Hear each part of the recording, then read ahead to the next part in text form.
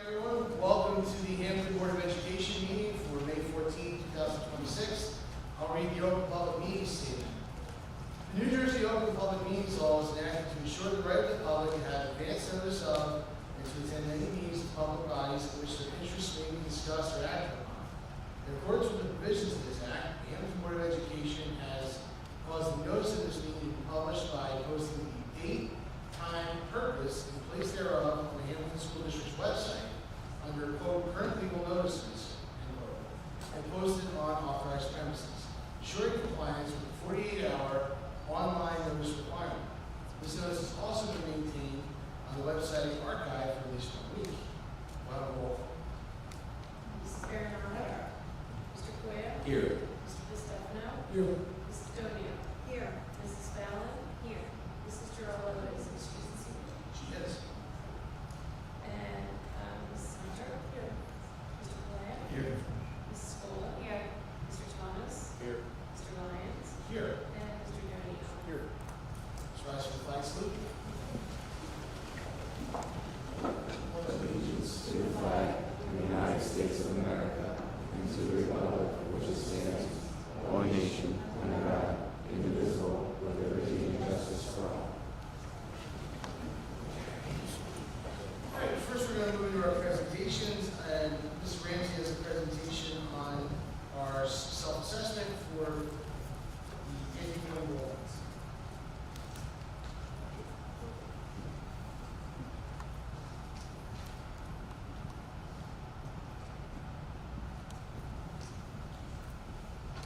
Thank you, Mr. Lyons.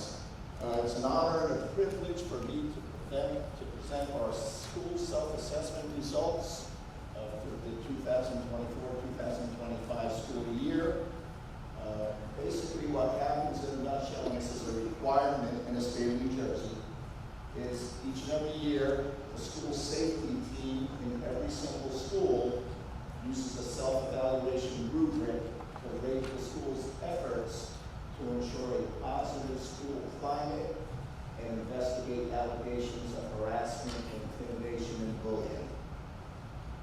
Ratings are assigned for hidden prevention programs like the Super Friends program or the FAS anti-bullying program at the middle school and high school, trainings, curriculum, anti-bullying personnel, and procedures for hidden reporting and investigating. The maximum score on this rubric is 78 points. This report was already shared publicly in October for the approval of the Board of Education prior to certification and submission of the 24-25 school self-assessment under the Anti-Bullying Bill of Rights to the NJBOE. I'm proud to report that the NJBOE did receive this information, analyzed it, and concurred with our self-assessment. So I will move quickly through the presentation. The rubric is the same for every building. This is the Early Childhood Education Center. HIB programs is one of the categories. Training of the Board of Ed is in another category. Other staff instruction and training programs, curriculum and instruction, down to HIB personnel, school level incident reporting procedures, HIB investigation procedures, HIB reporting, and a school grade. A maximum score of 78 from the self-evaluation. The ECEC gave us also 74 and a 78. Not a mathematician, but I think that's about a 95% success rate there. Looking at the Morning Soy Elementary School, had a maximum score of 78. After going through the rubric, the score was 75 out of 78. Once again, I think that's around like 96, 97% on that scale. As we progress to the middle school, work extremely hard at the middle school and do a great job investigating their complaints and training their faculty and staff and students. Their score turned out to be 76 out of 78, close to 98%. And at Hammonton High School, which I know a lot about, I know Houston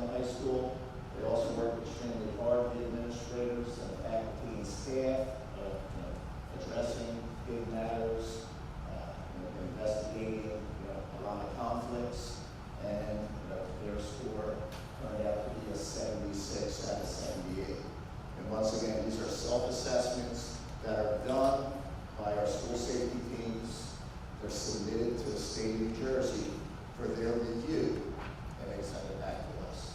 So it needs to be reported twice a year, once in the fall, once in the spring. That's it in a nutshell. Thank you.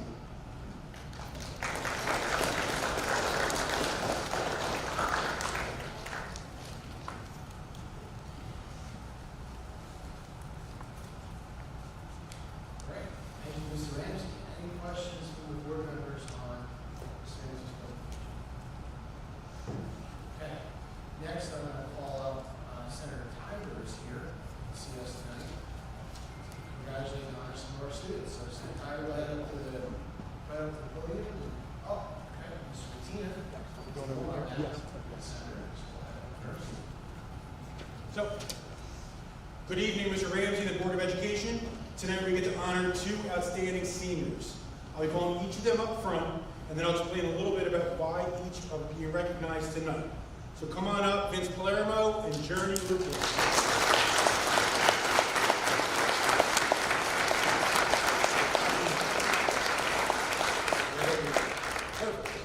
So, Vince Palermo completed his senior season with a 43-2 record as a wrestler, tying the single-season wins total at Hammonton High School. He was the district and region champion in 2026 and All-Cape Atlantic League first-team performer. Vince earned first-team All-South Jersey honors and was also named to the Press of Atlantic City first team.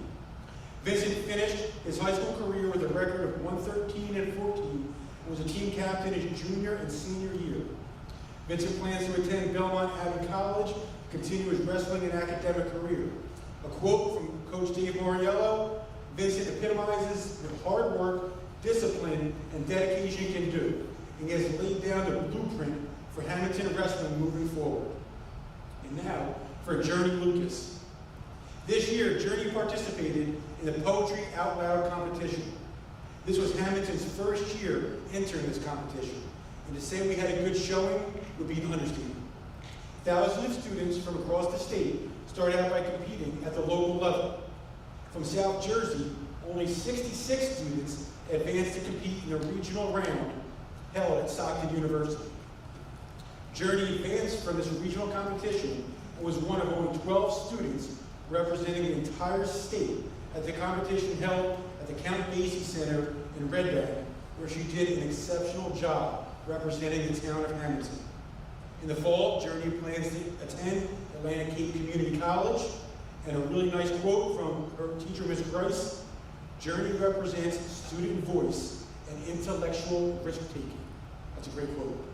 And now for the real honor, we have Senator Tyler from the 8th Legislative District with us here tonight, who is here to present these students with a special recognition.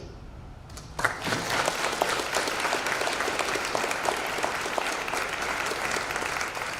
evening, everyone. I just want to start off with thanking you for having me here tonight. It's always a good night when we get to come here and celebrate two young adults who are the epitome of hard work and work ethic. I've told my kids growing up at a young age, the only thing you have in life is work ethic. And you're standing in front of me, and that's what we're here to celebrate you for today. So we'll start off with Journey. Yours a little smaller. We did order you a big one, so when it comes in, you'll get this one. We'll make sure you get it. But Principal said pretty much everything that's on here, and we just wanted to stop by and commend you and thank you and congratulate you for everything you do, and good luck in your future endeavors.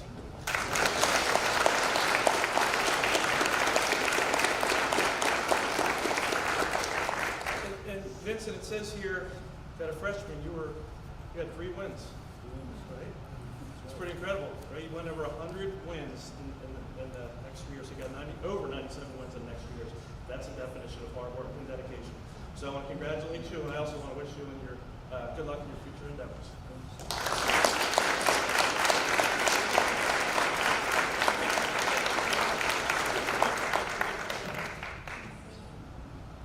You want to get it? Yeah, I'm gonna drink your liquor. You want to come in? Yeah, come on up and take photos. Wait, let's move. Move this way? Well, Good? You good? Yeah, you guys just go.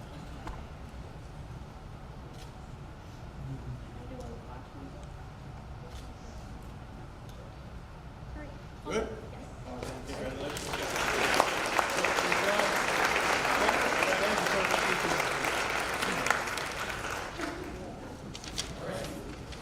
Next, we're going to go to the principal's reports.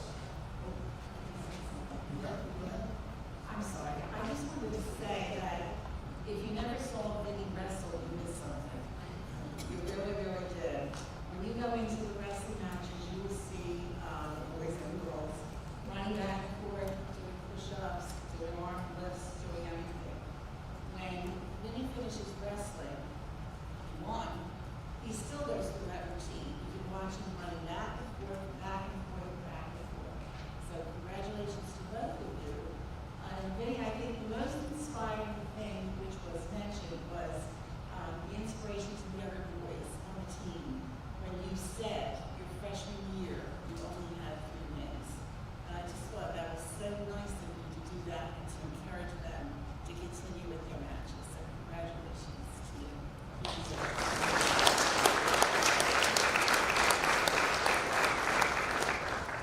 Yes. I just want to also congratulate Vincent and Journey on that awesome achievement. So good evening, everyone. Here's the news from North Liberty Street. First, I want to start by thanking the Education Foundation for awarding our school 5 grants for next school year. We're excited about weather at the ballpark for our ESL students, hatching curiosity for our 6th grade science classes, a new vision screener for our nurse's office, another Gaga pit for our phys ed classes, and funding for our student leadership exchanges and development. We always appreciate the foundation that enhances our school programs. So thank you, HEF. Also want to thank the Kiwanis Club of Hammonton who came to our school on May 4th and rewarded 56 of our 7th graders who achieved the requirements of the Kiwanis Bug Up program. For the 3rd marking period, students had to maintain good grades, bring them up, or get all A's. Kiwanis President Phil Carr and Vice President Mirna Santiago provided each winner with a gift certificate and certificate of achievement. We thank the Kiwanis Club for their generous yearly recognition. Team Up Day is planned for our 6th graders again. It's that time. As you know, Team Up Day is a meet and greet when the incoming Waterford 6th graders meet up at HMS for a fun day of getting to know each other and team building. Mr. Gallagher, along with our other 6th grade teachers, always plans a great day of fun activities, typically all outside if the weather holds up.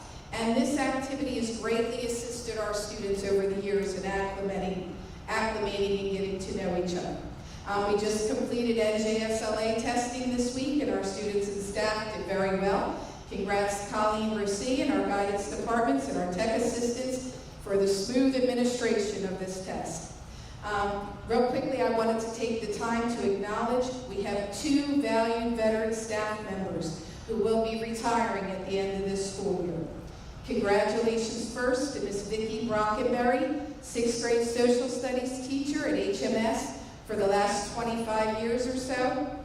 The week Vicki began teaching at Hammonton Middle School was the week of 9/11, as she fondly recalls. Well, I don't want to say fondly, but as she recalls, which was a year of great changes for our school and world.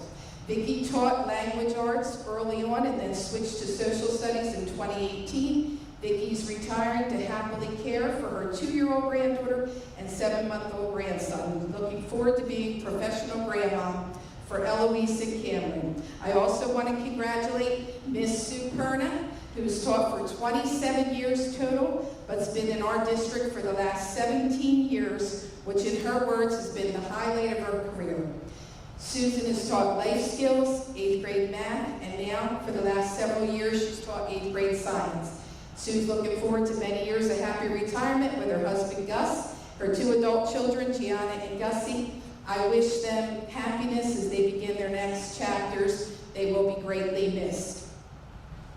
It's a busy time for our 8th graders. They had a fun night dancing and socializing at Paris Caterers in April at the 8th grade dance. we're looking forward to their upcoming Great Adventure trip the day after Memorial Day. And finally, I just want to announce our quickly arriving 8th grade graduation, our very own beautiful Capella Field on Thursday, June 11th, 6:30 p.m. Letters were sent home to our graduating 8th grade families earlier this month. We're looking forward to an exciting end of the year. Thank you very much.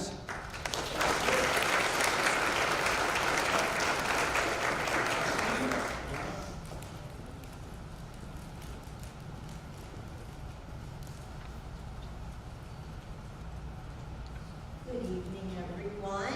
It's my pleasure to report that our 3rd and 5th grade students have completed the spring NJSLA assessments. Our teachers worked very hard to prepare our students through not only effective instruction, but also consistent encouragement and support. I'm proud of the effort of our students throughout the process, so thank you to the teachers, staff, guidance, and technology departments, as well as our families for their partnership. 5th grade students, under the direction of Chief Real, recently completed the LEAD program. This program provides students with valuable lessons in leadership, responsibility, good decision-making, and the importance of making positive choices. Through discussion and activities, students develop confidence, character, and strong communication skills. We're grateful for Chief Real's dedication to helping prepare our students for future success as they move on to the middle school. The program concludes next Tuesday, with a culmination ceremony where 5th grade parents are welcome to attend.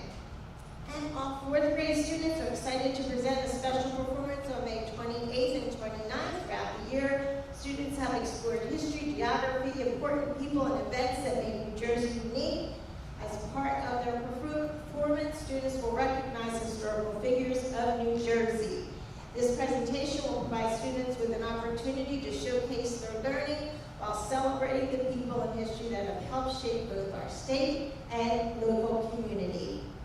And finally, on behalf of administration, I would like to recognize our Early Childhood Education Center principal, Dr. Darla Soleil, who, as you know, will be retiring at the end of the school year. Being a principal is extremely rewarding, but also a very challenging position. Each day, principals are balancing mandates, district expectations, meetings, parent concerns, student needs, staffing issues, budgets, discipline testing, and 1,000 other responsibilities most people never see. And somehow in the middle of all that, good principals find a way to always encourage teachers, show up in classrooms, and check on staff, and above all, make good decisions for students. Through her 12 years as principal and 2 years as supervisor before that here in Hammonton, Dr. Soleil created a warm and welcoming environment for our youngest learners. She understood the importance of a child's earliest learning experience and devoted her career to giving every child their very best start while ensuring they felt safe, supported, and valued. Her leadership created a school climate where teachers felt empowered and children were inspired to learn and grow. On a personal note, I have had the pleasure of working with Dr. Soleil for all of those 14 years, and I can say that her kind heart and strong commitment to educating our students contributed to leadership that has served our community well. I hope this next chapter brings you plenty of time to relax at the beach, building sand castles with your grandchildren. It's time to enjoy life without early morning alarms and bus duty at the end of the day. Congratulations, Dr. Soleil. Best wishes, you will be missed.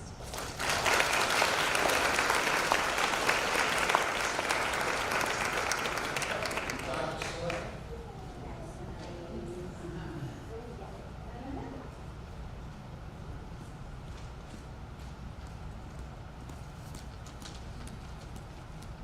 Thank you so much. I have some updates from the ECEC, some recent happenings. Last week, kindergarten students welcomed Mother Goose once again, who spent 3 days visiting all 8 kindergarten classrooms. She's a longtime favorite among students and arrives fully in character and engages our students through storytelling, interactive activities, and even some magic from her goose companion.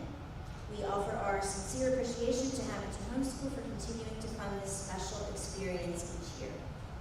Kindergarten students also enjoyed their annual school trip to Storybook Land today. Our preschool students will visit Storybook Land next Wednesday, followed by our first grade students who will be attending KB Zoo on the 29th. I wanted to recognize our kindergarten team for their outstanding work on this year's Little Italy show, which took place on April 30th and May 1st.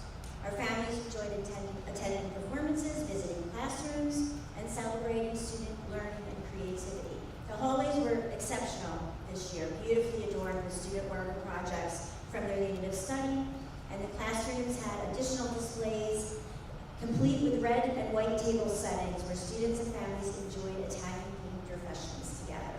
So we're very grateful to our teachers for all the work, creativity, and time they put into making this such a meaningful event for our students and families. And of course, special thank you to Ms. Jen Alicio for her leadership and dedication in directing the show each year.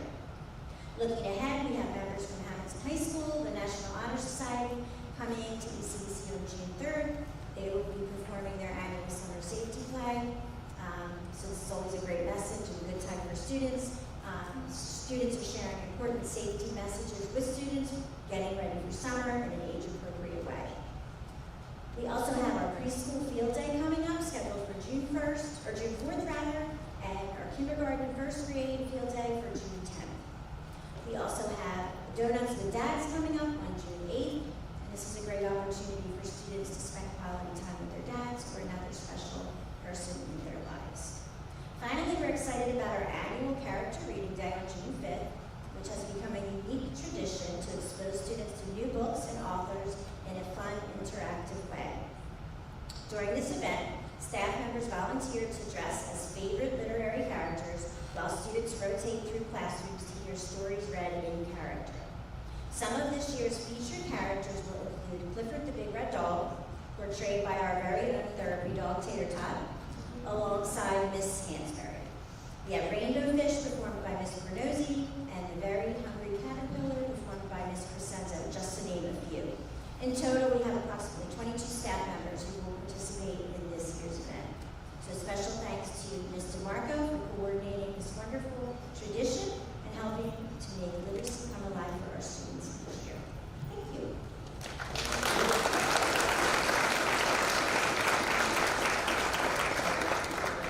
Next, we're going to go to board member comments. I'll start with my left, Ms. Bernard. Yes. As you know, it's testing. It's a new test this year. I know a lot of teachers that I've spoken to have a lot of angst about the test, rightfully so. There are some kinks in it, but I have full faith in our faculty that everything will go well. We do have some openings, and yes, there are 2 elementary openings, ECEC has 2 special ed openings. The middle school has a science, a social studies, and a phys ed opening. And I think it was mentioned that the pre-K lottery will be held on June 2nd. It will not be at a board meeting, but it will be in the Pack Center, and it will be televised. And I think we have over 60,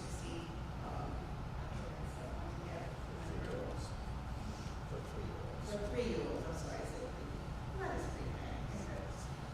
Also, we discussed at the curriculum meeting the cell phone policy, which is on a little bit of a hold because it hasn't been worked out yet. We don't have specifics as to when she uses the cell phone, as Mr. Thomas mentioned, it says bell to bell. Does that mean the first bell of the day, the last bell of the day, or the bells of classes? So we need to look into that. Also, on the agenda, but not numbered, at the end of the agenda, is if you are interested in running for the school board, the deadline for your application, your petition that has to be signed, would be, what was that?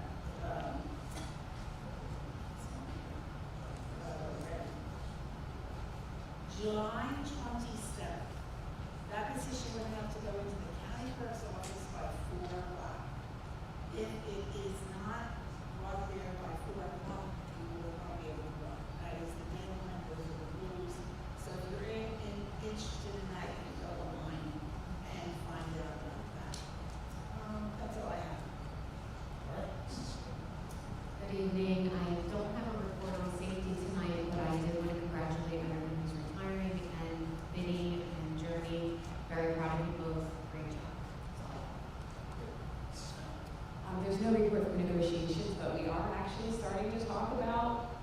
expectations. We're less than a year out, and I see, you know, we actually have some members of the HEA in the audience, and I always look forward to communicating with you directly. It's the time when we can do that.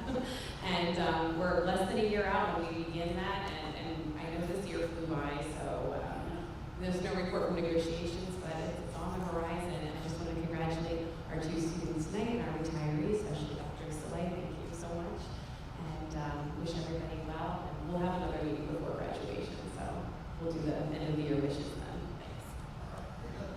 Thanks.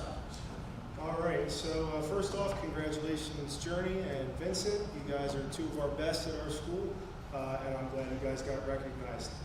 So I'll be brief. I wasn't at the last regular meeting, so I wanted to highlight the final totals from our St. Baldrick's fundraiser that we did alongside Folsom School. I'm proud to say that we were able to raise $6,841 in our very first year of fundraising. And conversations are already happening about expanding that fundraiser into next year. And I'm just so glad that so many students want to keep making a difference with this great cause. And it's been great for student council in our high school. Good job.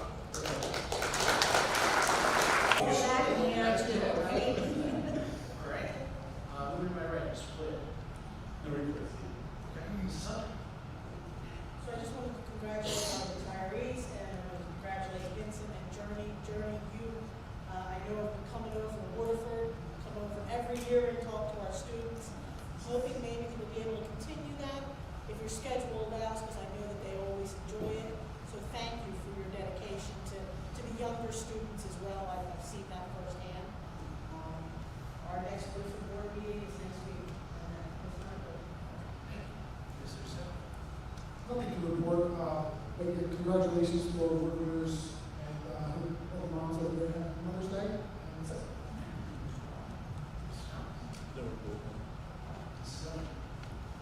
Good evening. I don't have an official committee report, but I'd like to raise several concerns that I have this evening.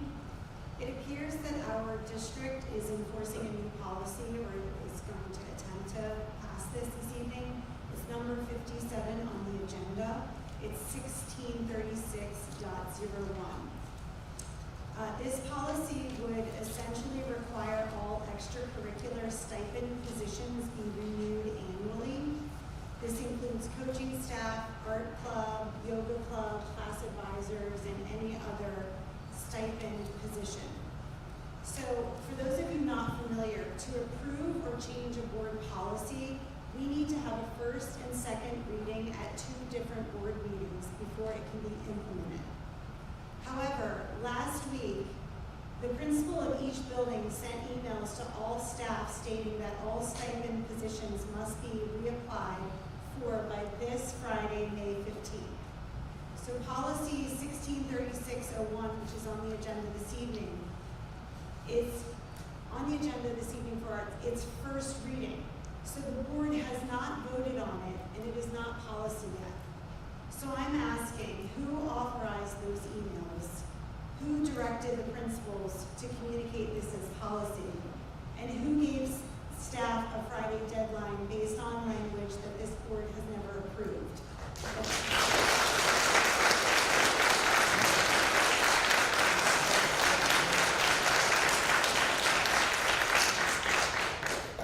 I think the people in the crowd would like it. 100%, Ms. Antonio, yes, I do. Okay. I give it So, the Mrs. right. Sutton, I'm sorry, your question is like a for the public, or for the board? No, that's why I looked at it. Okay. Yeah, no, I have, this is questions about policy. Okay. So, in fact, we already have a policy that conflicts with this new policy. So 3134, and I have extra copies here for anyone if they'd like to look at them. Policy 3134 is the assignment of extra duties. It outlines how qualifications for extra duties such as stipend positions are awarded. This policy 3134 also states that all aspects, assignment to, retention in, dismissal from, and any terms and conditions of employment concerning extracurricular activities shall be deemed mandatory subjects for collective bargaining, and that's under New Jersey State Law, Title 34, Section 13A, 23. The union and the board should set the terms of this stipend process during collective bargaining. Ms. Fallon, you were talking about next year we'll be reopening negotiations, and the current contract is up. So technically, we should be discussing this during the next teacher negotiation. Maybe we could negotiate a 3-year term, so that there is consistency and continuity. I know that the committee that brought this policy forward was saying that they'd like change. So if that's the case, we're creating all this paperwork and we are implementing a policy that has not been approved by this board. And I have a concern with that. I've also looked into our teacher contract, and I cannot find where this term limit of 1 year exists, and it's referenced in that email. Policy 3134 also gives the athletic director clear authority to evaluate, select, and oversee coaches. The new language in 1636.01 would require every stipend position to be reposted annually and approved by the board. This is directly conflicting with that existing structure and undermining the professional authority of our athletic director and our principals to award stipends. So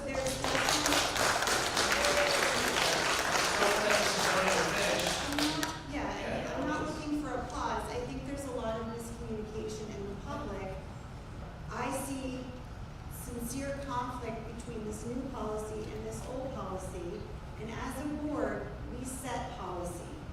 We are not involved in the day-to-day operations of the school. Our goal is to set the policy and have our administrators implement it. When we start approving individual stipend appointments annually, we're no longer governing. We are micromanaging, and this is not our role. So I'm asking our board to table this policy 1636-01 until 3 things can happen. The first is, I wanted to know who authorized the email. Thank you, Mr. Ramsey, for explaining that to me. Secondly, we need to confirm that the 1 year term is in fact part of the current teaching contract and that the union has been properly engaged in this discussion, so we're not violating any contract negotiation. And lastly, that the conflict with this new policy that we want to put into place is reconciled so that policy 3134 still allows principals and the athletic director to do their jobs and award these stipends appropriately. Well, we can work on this right now. Mr. Ramsey. Extracurricular activities, co-curricular positions have always been year-to-year appointments. The Board of Education votes on those appointments each and every year. That's what they are in the state of New Jersey. Well, the approval process, though, in terms of... The approval process is the same. The athletic director is our administrator of athletics. He evaluates our athletic programs, and he makes recommendations to the high school principal, and the high school principal makes a recommendation to me, and I give the recommendation to the Board of Education, who votes on that recommendation. That has not changed. Well, what has changed is that there's an application process now. Let's not talk about this here. What has changed is we're doing something that many school districts in the state of New Jersey do, where they post their co-curricular activities each and every year. Internally, we're not posting these positions throughout the state of New Jersey.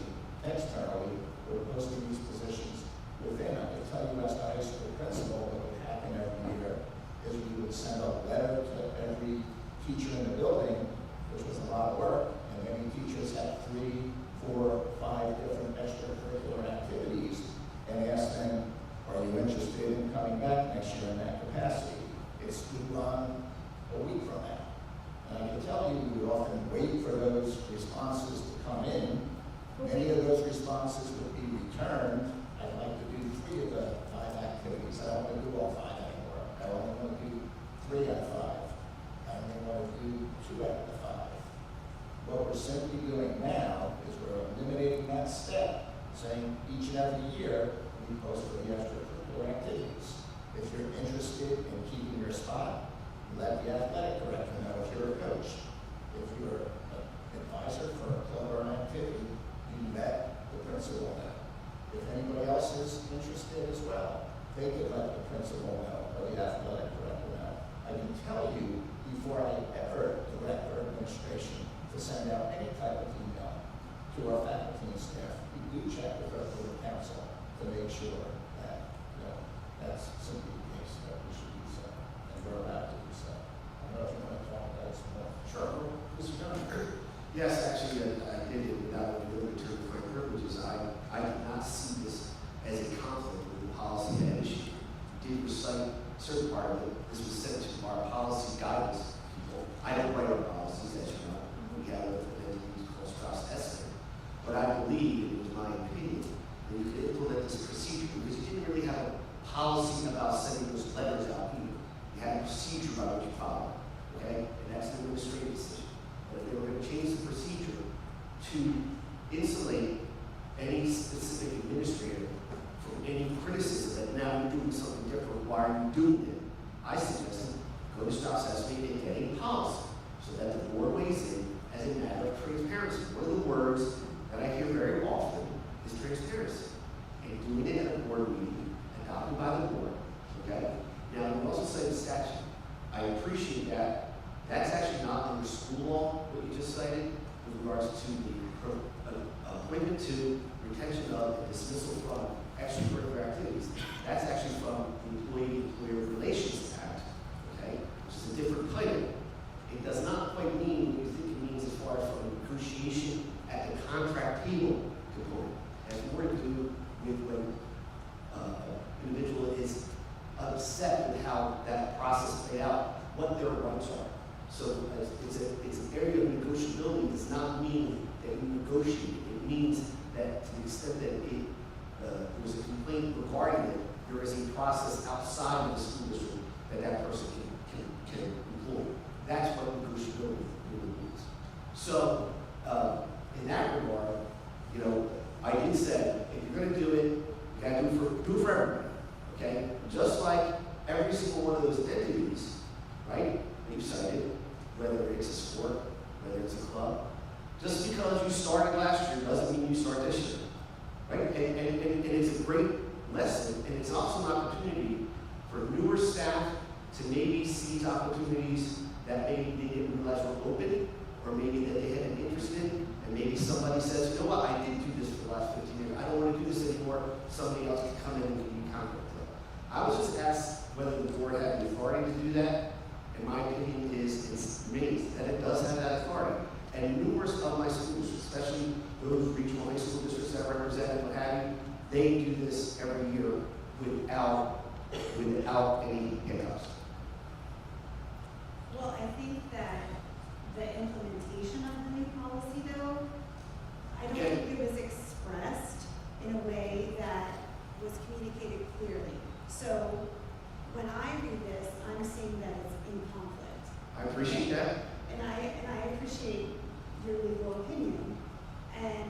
But the thing also is, so you're saying that when it says that you don't have to discuss it during negotiation, because the email that went out referred to as collective bargaining.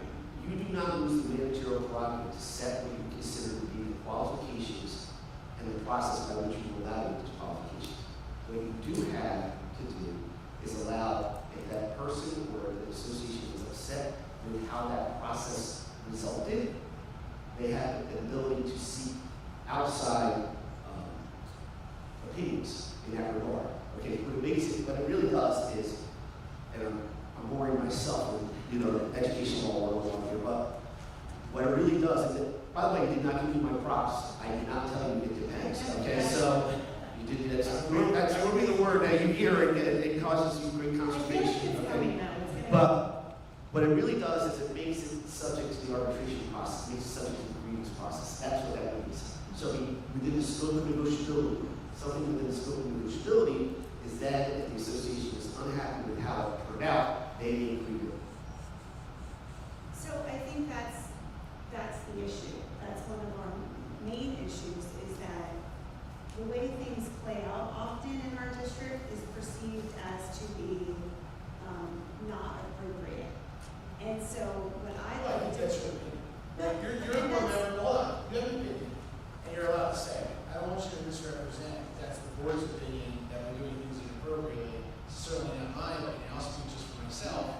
It's certainly not my opinion. It might not be the board's opinion, but that's why all these people are sitting on it. I know. I'm sorry, hold on. Let's just, okay, 1 second. For those of you in the audience, let me be real clear about this. It is your right to address the board on any topic you wish. You can come up to the podium when it's time.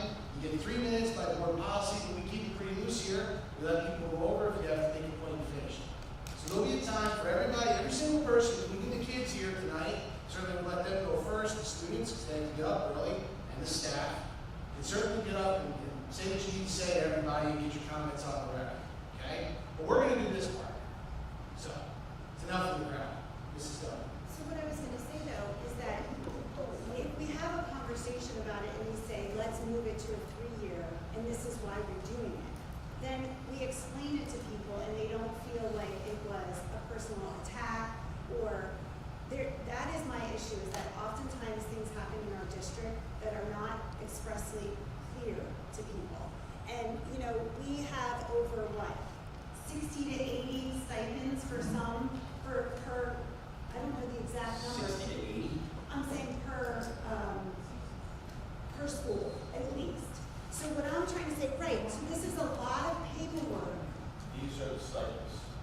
I understand that, but, so there's a stack of stipends, and I understand where the theory is, okay, maybe you have a new teacher that wants to do something, but the perception also is that, hey, I've been doing this for 12 years, and when there's money associated with something, I think we have to be extra clear in the way that we are doing this. And the reason why I brought this up is that in that email it says, as you're aware, the collective bargaining agreement provides that coaching and extracurricular positions for which a stipend is paid are 1-year appointments and are not subject to automatic renewal. So when that is sent to the teachers, and then I see this in the policy, but you're saying this is not something that they would negotiate? I believe that at the end of the day, the Board of Education cannot bargain away its managerial prerogative. And I don't really get into negotiations, as you know, Amy doesn't know that. Right. Negotiations so far, the last couple of years have gone very well, because I just think it's been an idea that everyone does better when everyone, you know, is working towards resolution, which I would hope to be the case in the coming negotiations as well. And I think this is a very resolution-oriented board. That being said, I do not believe the board can bargain away its managerial rights to set the qualifications, okay, and what they would consider to be the standards for appointment to those positions. Ultimately, keep in mind, as well, the only person who actually makes an appointment or makes a recommendation to an appointment to this board is Mr. Ring. He makes every recommendation. He gets it from the principals, he gets it from the AD, he makes a recommendation. If you don't like the recommendation that is done, then you go and you do it through his evaluation and you take that up with him. Mr. Rand's making his recommendations, the board either votes them up or votes them down. Should board provide recommendations to Mr. Ramsey about who they think should be recommended for stipends or? I'm not going to go down that path. I'm just asking. You know, at the end of the day, I'm asking your board members, your parents, community members, you know, everyone has their opinion and their entitled to their opinion. At the end of the day, I understand that, but it is, We're you're not doing going it to that. do the rhetorical part. We're not going to do the rhetorical back and forth. You said, it's a board member comment, you've gone on and on, you've made your points, you've got them on I'm not record. asking a rhetorical question, I'm asking what is the role of a school board member? Right, but that's, what I'm saying is right now, Mark, you've known school for a while, number one, so I suppose you would know just like the rest of us. So you can ask that question to Mr. Donovan at any time. There's a lot of people, you know, give them their opportunity to say the things they need to say.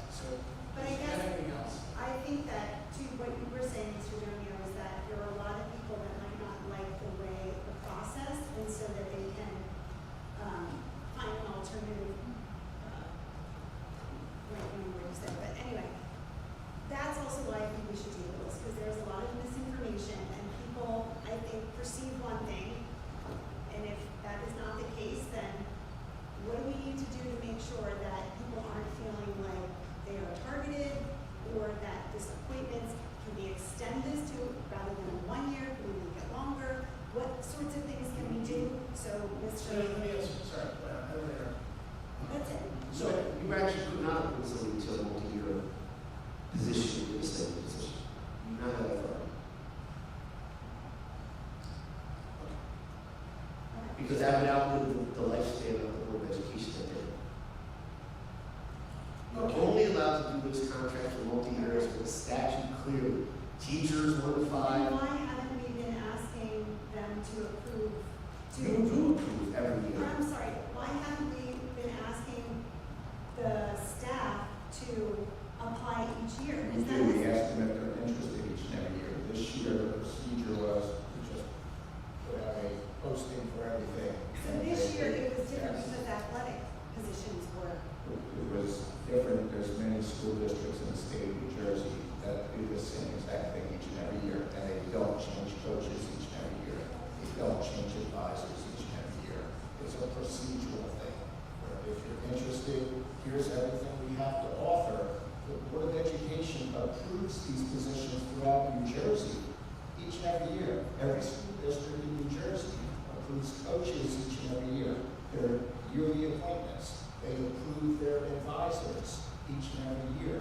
They're yearly appointments. Our solicitor just explained they can't be multi-year contracts for those. They're non-tenured positions. They're extra. No, I understand that. I understand that the board approves the list that the superintendent recommends each year. Okay, so, thank you.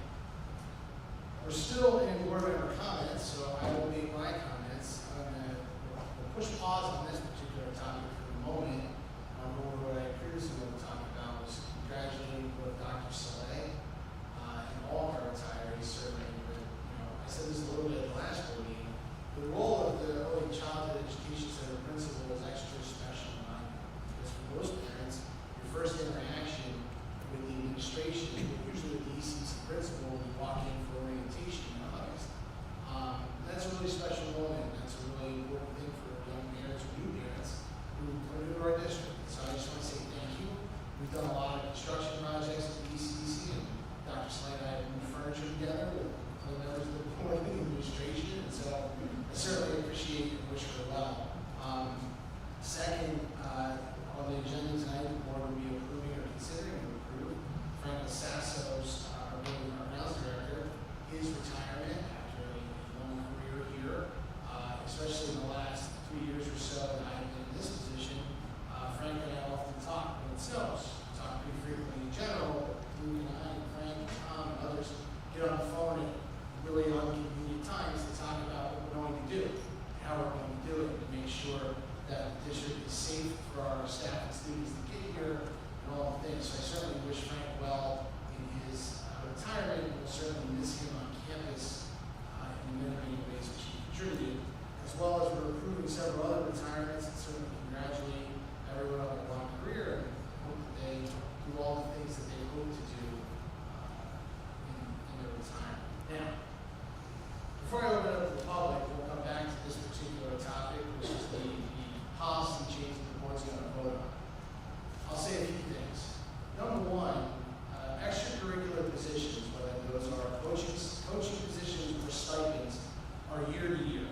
It's been that way in this district since as long as I've sat here, and that's a really long time. It is a year-to-year appointment. There is no tenure for a coaching position or an extracurricular position. That said, many of our staff have done a great job and have been in those positions for several years, and the administration recommends them year after year because they are doing a great job for kids, and after all, that's what the board is here for. We are here to help and support kids in education in the community. While I respect folks have opinions and thoughts and different things, and perhaps see things a certain way or don't understand, I think from my point of view, this particular policy change, should the board vote to approve it, is a model for transparency. If you're selected every year for a position and reselected, I think that's a badge of honor to wear, to say that you've been, at any time, the board or the administration rather can choose to replace you. And the fact that they don't really speaks to the ability that you do at your job. Mr. Donio made a really interesting point that, for student athletes at least, just because you start one year doesn't mean you start the next year. Or on the flip side, just because you got cut one year doesn't mean you can't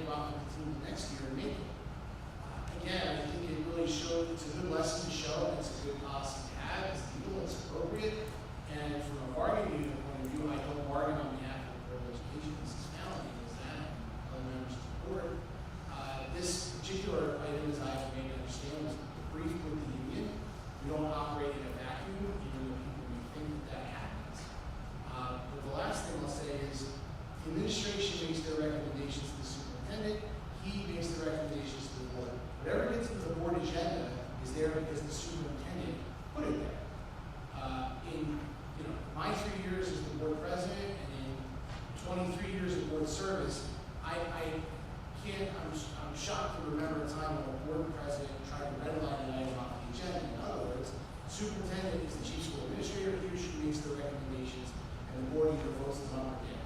Now, the board tonight will have an opportunity to vote up or down any number of things on this agenda, and so that's how the process works.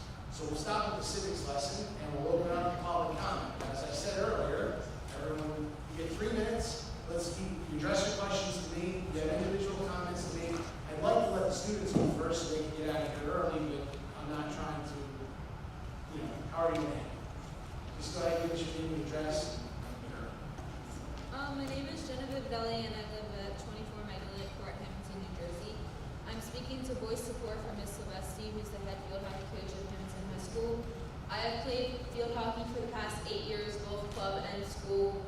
I help coach young girls on the Sick Chicks in the Sick Chicks program. I will be playing Division I field hockey in college, so I know the sport very well. When I heard that she may not be returning as head coach this upcoming season, I was very confused. As a varsity player for this upcoming season will be my senior year. As a varsity player for the past 3 seasons with Hammonton High School field hockey team, we have been very successful. In the 2023 to 24 season, we had a 16-4 record. We won the Cal tournament and were first place in the top Cal division. We had also advanced to the state sectional semifinals. The 2024 to 2025 season, we had an 18-3-1 record. We won the Cal tournament again, also were first place in the top Cal division again, and advanced to the state sectional semifinals. In the 2025 to 2026 season, this past season, we had a 19-4 record. We advanced to the state sectional final, but sadly lost to the Group 3 state champs. With Coach Silvestri leading the team with this level of success, why would the Hammonton School District not rehire her? While there are a lot of rumors going around, I hope that the school district will make the responsible and ethical choice to help applaud Ms. Silvestri's level of commitment to her team by allowing her to continue as head coach this upcoming season. Mr. Lyons, you also mentioned that the board is here for the students, and I think that you will hear what all the students think tonight. Thank you.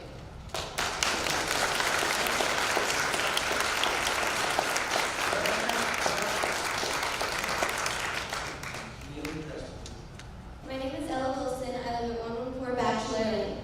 The Code of Ethics for School Board Members states that, quote, I will confine my board action to policy making, and I will help to frame policies and plans only after the board has consulted those who will be affected by them, end quote.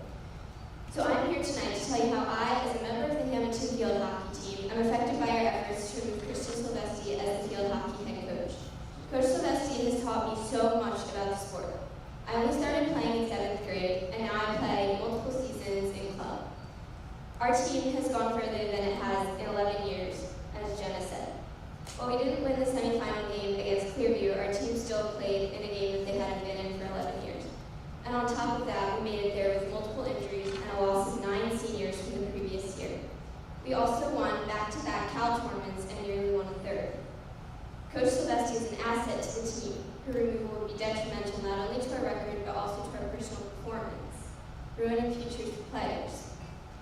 Coach Silvestri deepens my love for the sport and never fails to make the entire team laugh every day. She truly cares about our team and puts so much time and effort into the betterment of us as players. There is no better coach out there, truly, and I implore you to look into your hearts and think about how you're not only affecting Coach Silvestri, but the entire team as a whole. Thank you.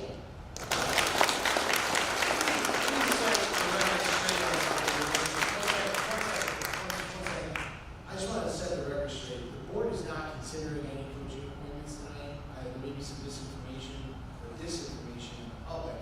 I want to hear from everybody tonight, but if you want to, as my understanding is, the coaching appointments will likely be at the next board meeting. Certainly, I don't want to be heard, but I just want to be clear here. There's no vote tonight about anybody. I know several of you were here for field hockey. I'm not certain why that is, but we're not voting on coaching appointments. I don't need to, go ahead, I'm sorry, the lady who's in jersey number 26, come on up.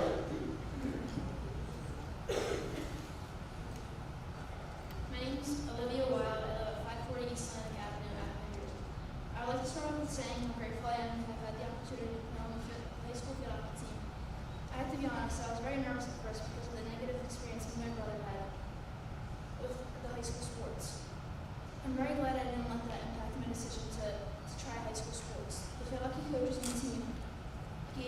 chance to learn, grow, and feel included. We ran a lot and worked hard at every practice, and we supported each other like one big family. Coach Sylvester, Coach Fraker, and Coach Jerome always had our backs no matter what. They're the reason I had such a incredible and memorable freshman season. We shared so many unforgettable moments together. Between the bus rides home, at the big wins, the team bonding days, the dinners, and making it all the way to the Cal tournament and finals after the team was doubted because we lost 9 of the most strong seniors. They not only cared about how strong we were becoming and how close we grew as a team, even after losses, they reminded us to keep our heads up and to believe in ourselves. Coach Sylvester, Coach Fraser, and Coach Jerome's impact on the entire team will never be forgotten because without them, the team would not be the same.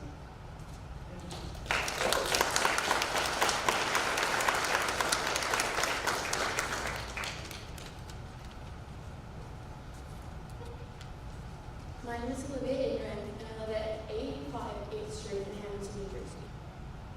I'm here tonight on behalf of my field hockey coach, Ms. Sylvester. Coach Sylvester embodies the definition of a leader. She brought our team to the Cal tournament, winning 3 years in a row. This past season, our team made it all the way to finals after losing 9 strong players the year prior. She made the sport so much more than just about winning, and a lot more about learning from not only each other, but learning from any of our losses and building our relationship as not just a team, but the family that we were. She taught us about the game of field hockey, but also about strength, resilience, and determination. A coach can either make you love or hate your sport. I've had coaches in other sports who only coach so that their kids and their kids' friends can play. I've also had coaches that don't care about their players and only care about winning. So I can confidently say that Coach Sylvester cares more about her players as people and truly loves what she does. Even players who do not start in every game still understand how important they are to our team and are still eager to play every day. I got injured in the fall of 2024 and missed this entire past season. Watching all your friends play the sport you have all done together for years without you can slowly kill your spirit.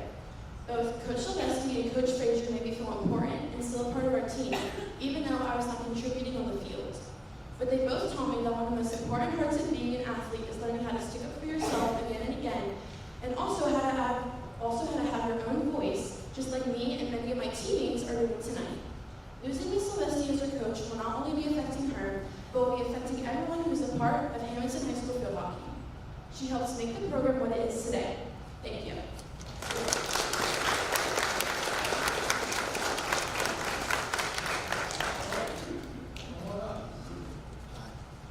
Jeff Oliver, 277 South First Road, Hammonton. I can speak a little bit as I've served on the last 7 negotiations committees for the HEA, as well as I've been the chairperson for the negotiations committee the last 2 contracts. And I can agree with everything that you said, John, and that Ms. Bedonia has said. Although I do very much appreciate the questions as far as the procedures. But I'm thinking back to a conversation that I sought some counsel from Tom Tenassi, who I know served on this board and served this community in a big way for many, many years early in my career. And I was having an issue with a student, and I asked Tom for some support and some help, and he said the phrase, "Perception is reality." And I've never forgotten it in every interaction that I have with a student and with adults, is that the other person doesn't have to know the truth, but what the perception that they have is their truth, whether they're right or wrong. And unfortunately, there's a lot of perception right now going around. So I always warn not to go off script. So let me get back on to where I am. So this is my 25th year teaching in Hammonton School District and my 27th year as a Hammonton resident. I am serving currently as the first vice president of the Hammonton Education Association. I teach 6th grade. I serve on the instructional leadership team in Hammonton Middle School, which is a stipend position. I volunteer for the HMS School-Wide Advisory Council. I coordinate the annual 6th grade team up day, and I lead the very popular Fantasy Football and Math Academy, which is a stipend position. I am here this evening to respectfully seek clarity regarding the recent change in the rehiring process for coaching and extracurricular stipend positions. Specifically, I would like to understand the reason for this sudden shift and whether it is intended to restructure certain coaching and advisory roles based on performance or perceived performance, and if that is the case, it would be helpful to know why this approach is being taken. The administration already has established authority to remove stipend positions when district expectations are not met, as cited multiple times in the conversation earlier, that it's a yearly position, which we're very aware of. But that has already been established. So I'm questioning the need to require all staff to reapply for positions they appear to be fulfilling successfully. And that's the big question. Like all of us, I'm concerned about the rumors that have circulated as a result of this sudden change. I don't tend to lend credibility to things I've not heard directly. But it is clear to me that the rumors and these changes are affecting an otherwise comfortable work environment. My goal for our faculty and staff who run extracurricular programs should feel assured that if they carry out their responsibilities with integrity and consistency, those positions should not be at risk. In the spirit of transparency, it may be beneficial for the board members to encourage each other to consider abstaining from personnel votes that directly affect their own children. Similar to how the board abstains from votes involving financial conflicts of interest, such abstentions could help eliminate all the questions or perceptions and allow us all to move forward without unnecessary doubt or uncertainty, which is the biggest issue here right now. It's perception and it's doubt and uncertainty. We're fortunate to live, all of us, we're very fortunate to live in a district with a board, and we all know this, so dedicated, deeply engaged in academics and extracurricular programming. And I'm just hopeful that through continued collaboration and clarity, this tradition of excellence will continue. And I think that if you guys can encourage each other to consider those abstentions, I think it solves all of this. Thank you very much.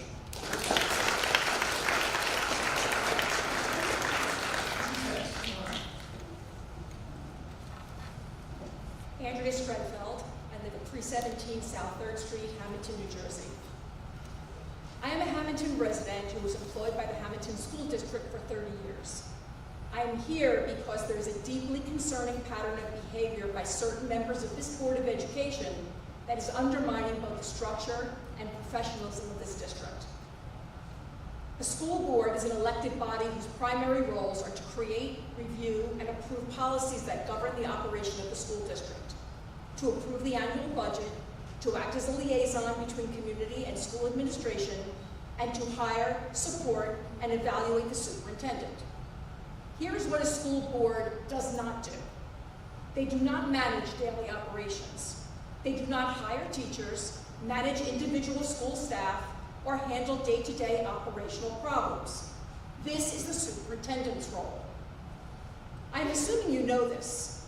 However, there has been a repeated disregard for the defined roles of a Board of Education. Decisions involving hiring, firing, and staff management are being influenced or made by certain board members, while the rest of you stand by and continuously enable this unethical behavior. When board members bypass leadership to contact staff directly, it is disruptive, it is unprofessional, and it is unethical. It goes against the very structure that allows the school system to function effectively. What is especially concerning is that this pattern is centered almost entirely around athletics. The hiring and firing of coaches is being made by certain board members for reasons they will never disclose. This is not oversight. This is interference.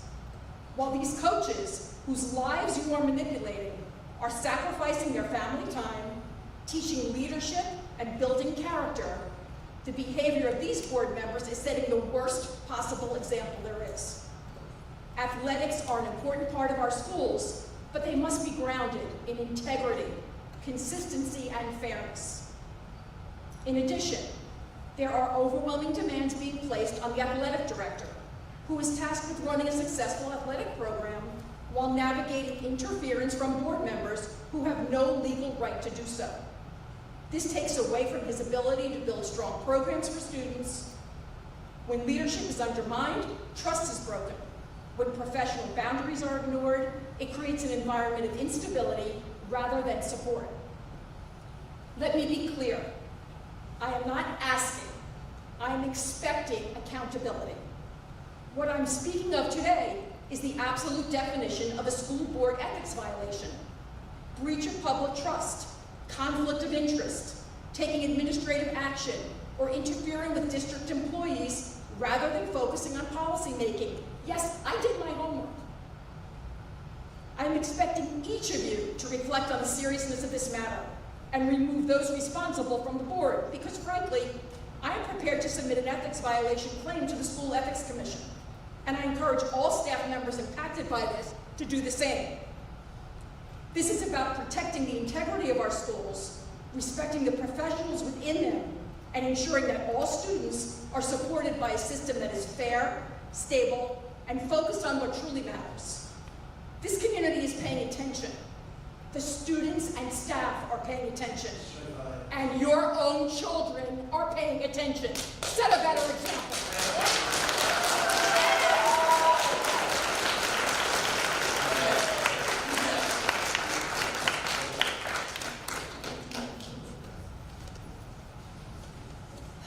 Hi, excuse me. My name is Christy Barrett. I live at 43 Sandhill Drive.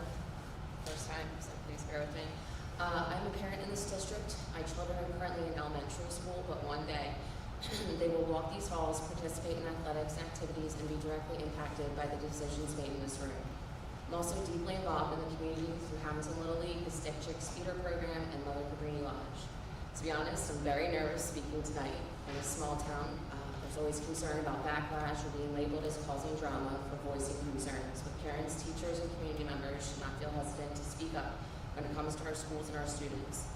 Over the past several weeks, many parents and community members have become concerned about the future of the high school athletic programs and the direction this may be heading. In just 3 seasons, the current field hockey coach has led the program to more than 50 wins and playoff appearances each season. That kind of success reflects dedication, leadership, and commitment to student athletes and should be valued and supported.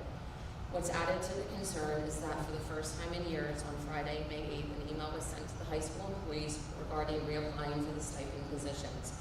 Prior to the postings, members of the community have allegedly already been approached about potentially taking over the program. Whether these conversations were formal or informal, it creates the perception that decisions may already be leaning in a certain direction before any transparent process is taking place. At a minimum, that perception damages trust, and this concern is bigger than one coach or one sport. There's a growing concern that dedicated and successful individuals may feel pushed away rather than encouraged to continue serving our students. Over the last few years, we've seen similar situations play out involving other successful programs and coaches. When parents, students, and community members are all asking the same questions, I believe it's reasonable to ask for clarity, fairness, and transparency. What many people are struggling with is the perception that personal disagreements or outside influences could impact decisions involving school athletics. Even the appearance of the possibility creates division within a community that cares deeply about its schools and sports programs. Our children are watching how adults handle leadership, disagreement, and decision-making. They're learning whether success, dedication, and hard work are valued and protected. I'm not here to accuse anyone of wrongdoing. I'm here because we all care deeply about our schools and our athletic programs and the example we set for our children. Trust between a school district and its community matters. Transparency matters. Fairness matters. When concerns are raised this consistently and this publicly, they deserve to be acknowledged. I choose to raise my family in Hammonton because I believe in this community and its schools, and I still do. I hope decisions moving forward reflect the values this town prides itself on: respect, integrity, accountability, and doing what's best for the students. Thank you.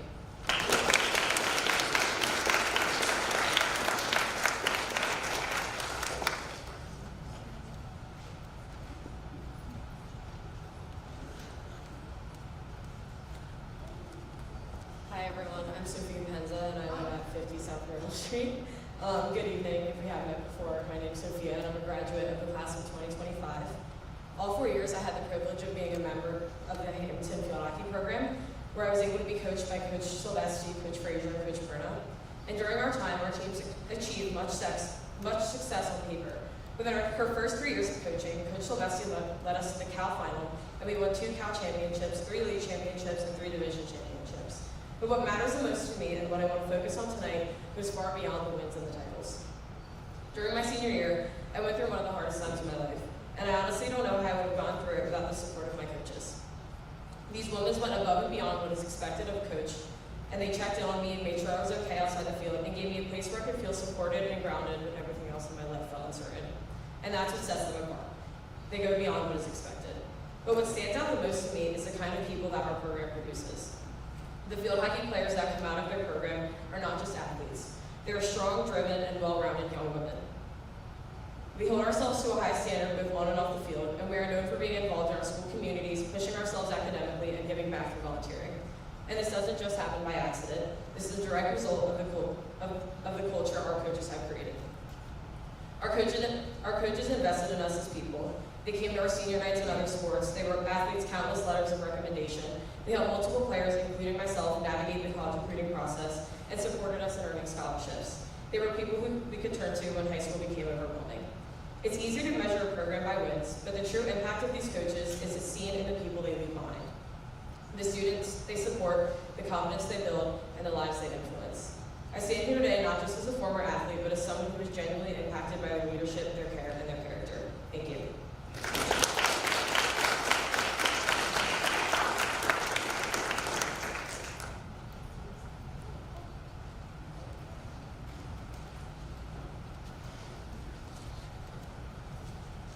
Hi, my name is Kristen Wilson. My address is 114 Bachelor Lane in Hammonton. In 2021, Ms. Fallon wrote a letter to the editor of the Hammonton Gazette recommending questions to ask candidates for the Board of Education.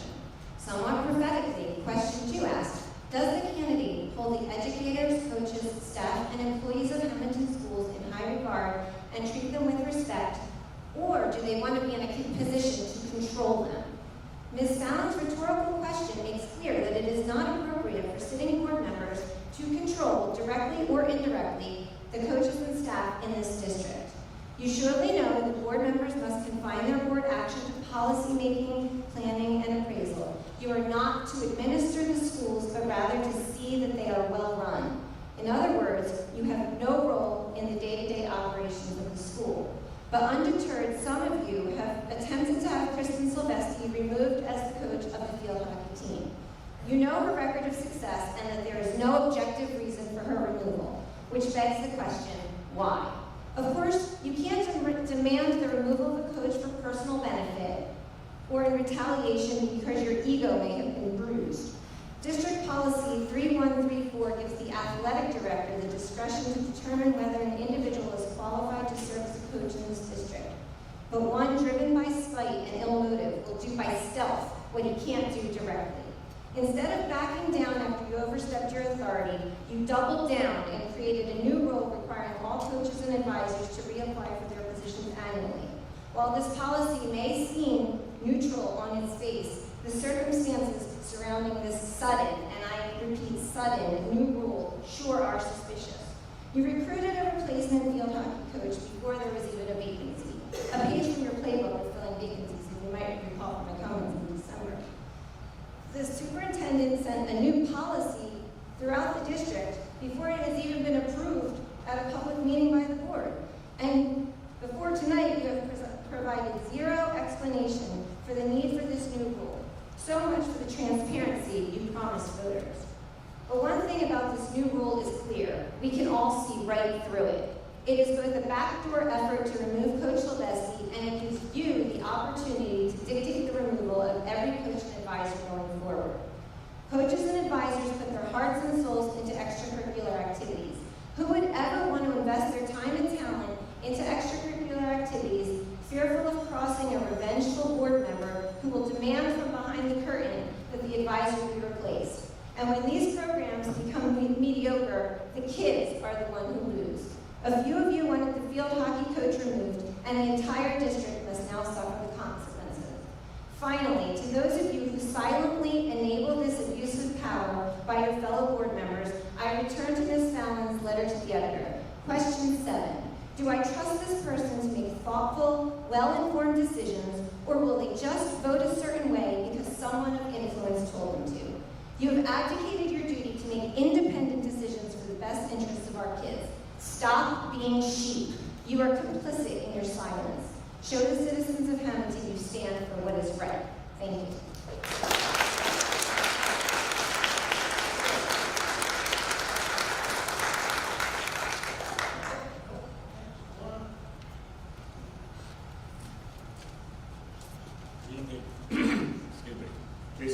Wilson, 114 Bachelor Lane.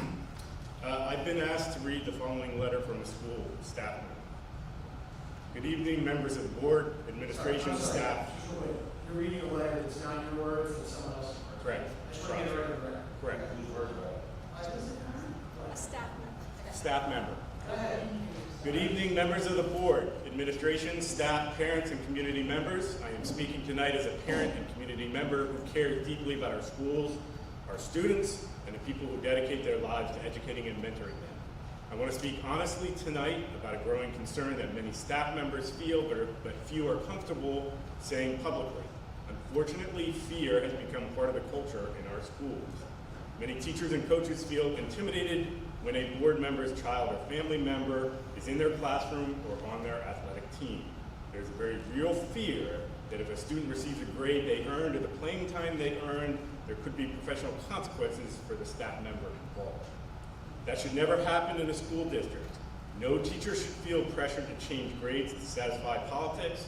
No coach should feel forced to give playing time that was not earned because they are worried about retaliation, criticism, or threats to their position. Our responsibility is to treat every student fairly, consistently, and honestly. The moment fear interferes with that responsibility, the integrity of our schools is compromised. That should never be part of our school culture. Coaches should be able to decide playing time based on effort, attitude, commitment, and performance, not fear or backlash from a board member or concerns about their job security. Teachers should be able to grade students fairly and honestly without worrying about political consequences. When staff members feel intimidated, everyone loses, especially our students. As parents, we want our children learning values like accountability, hard work, earning opportunities, and respecting leadership. But these lessons are weakened when adults feel pressured behind the scenes. I also want to address the uncertainty surrounding coaching and club positions. Many of the coaches dedicate countless hours behind the school day to build successful programs. As a coach, the season does not begin on the first official practice date. It is year-round. They spend months recruiting athletes, running off-season workouts, attending youth events, fundraising, mentoring students, organizing schedules, and building relationships throughout the community. They invest time, energy, and hearts into these programs because they care deeply about the students and their growth. Yet every year those positions are held over their heads as though they are temporary favors rather than roles they have earned through dedication and results. Spring coaches are not even asked to reapply until January, despite already spending months preparing for a season that technically may not even belong to us yet. That uncertainty creates instability, not only for coaches, but for student athletes and programs we work so hard to build.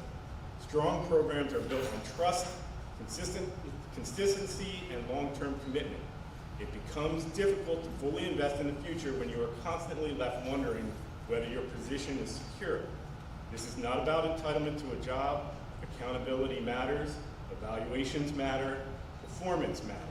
But staff members should not feel politically vulnerable simply for doing their jobs with honesty and integrity. I am asking this board tonight. I just have a little bit more. Thank you.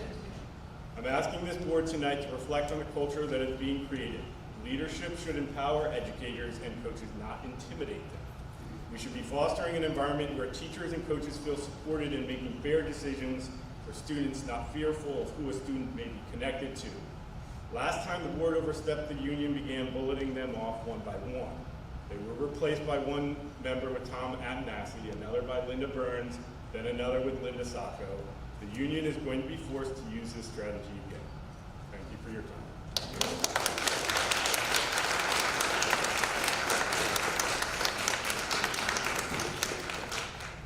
All right, I think that's, there's a second opportunity. Oh, come on, right.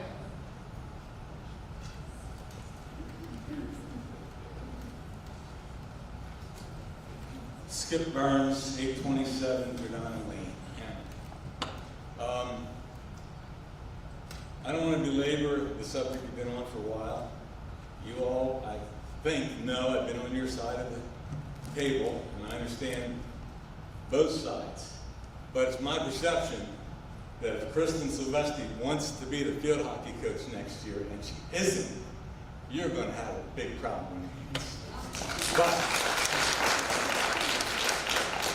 I have another question, completely different subject. speaking of perceptions, I have been hearing lately that we're having some sort of difficulty with water. Now that weighs heavily on me. I was heavily involved in the original process. I think most of you know that. And I'm asking you tonight how I now as a private citizen can get more informed on what's going on with that. And if it needs a meeting with somebody to get some more information, that's fine with me. I'll show up anytime you want. I'd like to have some facts to deal with. I'd like to see the tuition history, the student population history, and if there's no problem going on, then help me understand that that's true, if that's the case. So that's my request of you tonight, to help me get more educated on this subject, all right?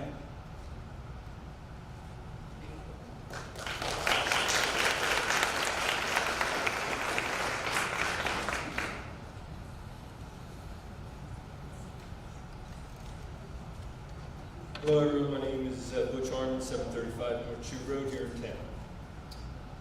I want to, first of all, look at the board and say, I know most of you are here for the right reason. And I believe that the right reason is all of the students in the district, not individual students. And I think unfortunately some of the people on the board have lost their way and they need to find their way back, or I'm very certain you will not be here long term. Can you gentlemen look at these young ladies right here and actually tell them that for your own personal reasons, you're not trying to have their coach removed? Well, if you have questions, just ask me, I'm happy to answer you. Let's call it rhetorical, sir. Okay. Yeah, I don't know what it is. That's easy. Who's next? Second opportunity to speak. I'd like to be recognized, Mr. Lyons. Mr. Donato, I do not recognize you. You have your opportunity to speak on that. I'm not allowed to speak anymore. Just hold on 1 second. Now, what I was about to say was, anybody else that would like to say something, there'll be a second opportunity at the end of the meeting. Mr. Donato, I'll ask you to keep your comments brief and be aware of your role as the student representative of the board. Absolutely. Absolutely. So as student representative, like you said, part of my job is to advocate for the concerns of the students, and I believe that there is a need to do that here tonight. A policy like this negatively impacts students. That is the reality. Students benefit from the stability and consistency from relationships with the coaches and advisors who dedicate their time to our extracurricular programs. Those adults are not just interchangeable names on a list. Some of the most impactful people during my time here at the school have been my club advisors and my coaches. They make the school a place students actually want to be involved in. So why are we creating a system where every coach or advisor may be forced to reapply and compete against others for a position every single year? There's a possibility somebody else could just take that role, regardless of their current success. What does that do for anybody? It negatively impacts the students. Students should not have to wonder every year whether the adults who lead and support them will still be there. That level of instability and confusion discourages participation, weakens programs, and again, I believe it negatively impacts student involvement.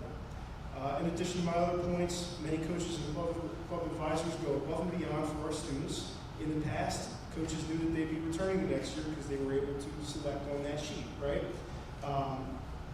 Some people even built their programs up through off-season communication, extra training opportunities with their teams, and with the changes in policy, if I were a coach, I would be uncertain to do any extra work. So you'll ask you to wrap it up? Absolutely, absolutely. To be handed off to somebody next year. I think it negatively impacts the quality of the programs for the students. And I'll just end with this thing. I've been in high school for 4 years. I've seen firsthand how important these hardworking people are. And to me, it seems like we're sort of slapping them in the face with this. So after everything I've said tonight, I come back to one simple question. I hope one of you will answer. If the policy change negatively impacts the students, then what positives are there to justify this policy? Your role as a student board member. Absolutely. Your role is not to weigh in on policy. If you want to be heard as a member of the public, you can get out to the podium. So you have time. absolutely, I We're gonna get on. Okay, absolutely. Thank you. If you need me to go as a member of the public, I I'm can. just telling you that you made your points, and there's a top Absolutely. board policy that last week, we're not gonna weigh in on it. Absolutely. So now we'll go to the next thing. Anybody else have something to say? Come on up. Again, you need to come again. Okay. Well, let's do that, right? Let's let anybody on the board is happy to, Mrs. Renata. First of all, if I were Mrs. Sylvester, I would be very proud of myself tonight for all of you coming forward and speaking so kindly about her. I've been involved for, I guess, 4 years with my granddaughters. I am a board member who loves sports. I try to attend at least one or part of some of each activity. The only thing I don't do is track and field, but that, you know, you can understand. But I think I missed the meeting where we had decided to get rid of Mrs. Sylvester. The key words I hear in the audience were, I heard rumor. We are not responsible for appointing the person as an administrator. Our administrators appoint the person, and then we get to vote on that person. There are 9 people who are going to vote on that person. I don't know, I'm confused as to where all this came from, and like I said, is it a rumor? I heard. And who told you? Any one of you could have picked up the phone and called us. I would be very happy to talk to you. And people call me all the time. Can you get my son an interview? Can you get my daughter an interview? People don't hesitate to call for that. I'm very involved in the in the field hockey program. Jenna got up here and talked about her role and her admiration. I still have sleepless nights, Jenna. When you made that goal, and they said it was over the line, I still have, it's ridiculous. And Kristen, I remember in 8th grade, I think Maria was in 8th grade, undefeated, and the ref said she was pregnant at the time, not the ref, Kristen. The goal, the ref said went in, and Kristen knew it did. I thought she was going to have a baby that day. I've never saw her so animated. Is this coming from rumor? Even if we do have this policy, I've had people in the West building call me and tell me how happy they are with this policy. They didn't even know they could apply for certain things. So even if this was fabricated to get rid of somebody, how would that work? How would that work? The recommendation, I'm sorry, let's finish. The recommendation comes from the superintendent and the AD. How does that fall on us? How does that work? That we can go out of our way to make this policy to get rid of somebody when that would never work. So I'll just leave it at that. Thank you, Mrs. Renata. Sorry. Board members, we're going to move to the actual vote agenda unless anybody else has something. Just really quick, just to piggyback on what Mrs. Bernardo said, you have our numbers. I know I was quoted tonight, and I appreciate being quoted, and I stand by that very back in 2021. But it was quoted by Ms. Wilson, who has my number and who did not call me or reach out to me with any of concerns, because I'm a little sad tonight that it has amounted to all of this, that rumors have amounted to all of this, and it's directly affecting our kids. They feel needing to come here and address the board, and it saddens me that we've got to this point, because I know I've been called in the past by a lot of people in the audience for other reasons and for school board things and personal reasons and professional reasons, but no one thought to call me or Mrs. Bernardo or anyone else in this situation. I'm just sad for the whole situation that a rumor has amounted to all of this. Thank you. Can I just make a comment? People call me a lot about things that happen, and unfortunately, when I haven't seen it happen to me, or people are afraid to speak up, So Mr. Donio, if you could just give us a quick update, a couple sentences, about what is the process if somebody feels as though a school board member has made an ethics violation? What is that process? And I think the challenge is people live in fear. Because I personally have been retaliated against for many things that I've stood up for, and we continue to teach our kids to stand up to bullies and do the right thing. And I think when people feel this way, they feel like they can't. And if you could just explain that process in a simple way so that if parents or staff, whoever feels that way, if they feel that I've done something to them, there is a process by which they can file an ethics complaint. So I'm going to make you angry when I say it depends. But it does depend. It depends on what the concern is. Concern is about the student, varsity staff member, or even the board member. Okay, the first place is the staff member, then the building administrator, then particularly to the superintendent. That's where concern should be expressed. I would suggest that's also not a bad path, at least going to the chief school administrator.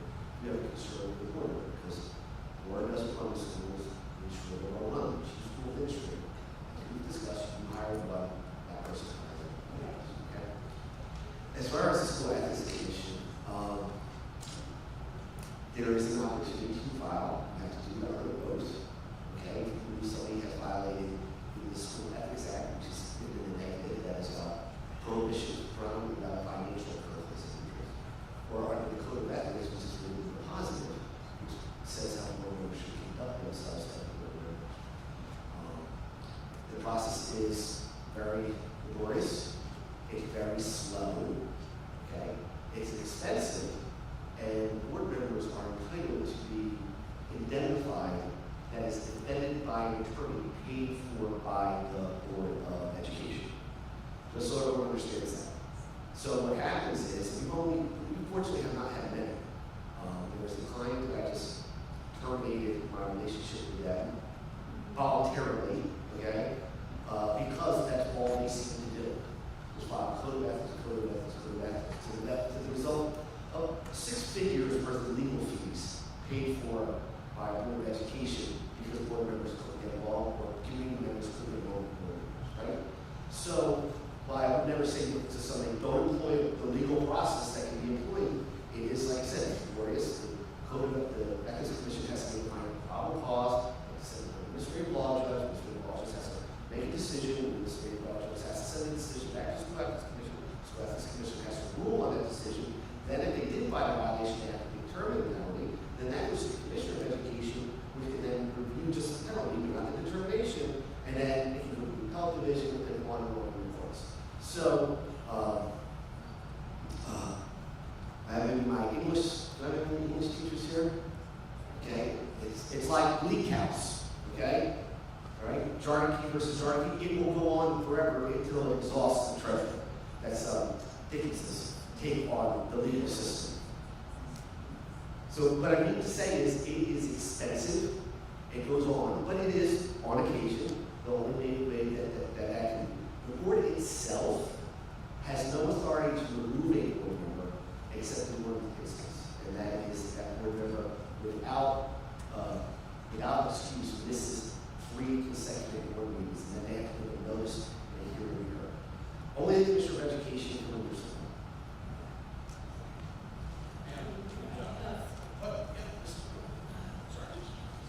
If we could just revisit in an open forum, what was done different this year?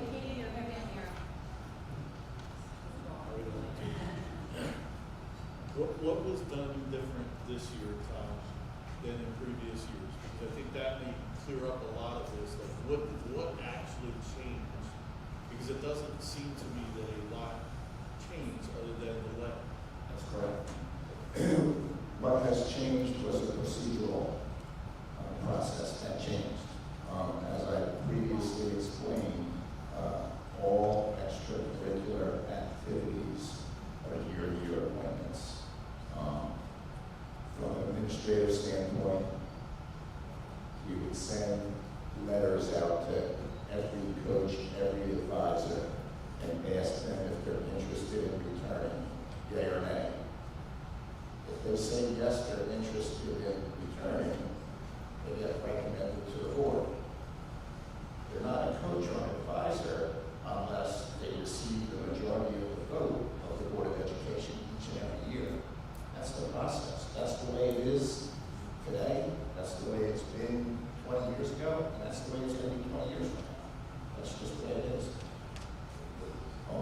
change was instead of asking people are interested in coming back, yes or no, to skip that part of the process and just simply do what many other school districts in New Jersey do.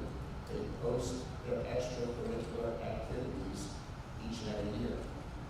People that are interested in coming back, put their names back in. The principals take a look at the letters of interest. The athletic director takes a look at the letters of interest, and they are the administrators that make the recommendations to me. I'm not in the business of taking a principal's recommendation and changing it, or taking an athletic director's recommendation and changing it. I get their recommendation, and I submit it to the Board of Ed to vote yea or nay. There's 10 voting board members. If 6 board members vote yes, motion carries. If 6 board members vote no, the motion doesn't carry. It's, and I know perceptions, reality, I've heard that a lot tonight, but the process is the same, that the administrator of athletics evaluates coaches and makes recommendations. The principals in the ECEC, the West Building, the middle school, the high school, they take a look at who's interested in participating in different clubs and activities, and they make recommendations. If anybody thinks there's going to be wholesale changes each and every year, that's certainly not the intent. The intent is to, change the process. You're basically streamlining the process. Instead of we got tons of stipend positions, instead of reaching out to hundreds of people, and make sure you're asking them, if they are responsible for 4 or 5 or 6 different activities, make sure on that list that you send them that every single activity that they participate in is on there. And you get yea or nay, you got to go back, and there's a lot of, there's a lot of bookkeeping involved. So it eliminates that job that we're asking, and it just simplifies it. And there's a lot of school districts that do it. I've spoken to many different superintendents. We've been doing this for 25 years. That's the way we do it. And these places do not change their coaches every year. They do not change their advisors every year. It's a procedural thing. And once again, we've never said, and I'm the one that instructed our principals to send an email out. I instructed Chris Sacco to send an email out. It was identical. So a uniform message went out. We checked with our board solicitor before that email was asked to be sent out. And that's it. That's it. That's it. Mrs. Underwood, I've got a question on that, because I do think, and I wait till we approve it, at least wait till we've heard the first reading before we're acting like it's approved. We're talking about perception is reality. Well, the perception was, oh, it's such a done deal, we're just going to move forward with it, even though it hasn't been approved. And we need to do better with that. That's part of being transparent.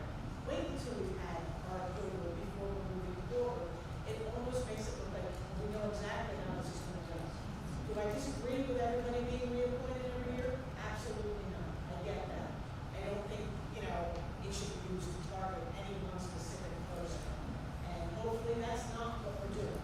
And finally, anybody that's reaching out to board members on this, if you reach out to me, I'm going to tell you to call in, because that's my job. I can't get you an interview. I can't tell you, I'll make this go away, but I can refer you to Mr. Ramsey, and that's where your concerns need to start to be addressed.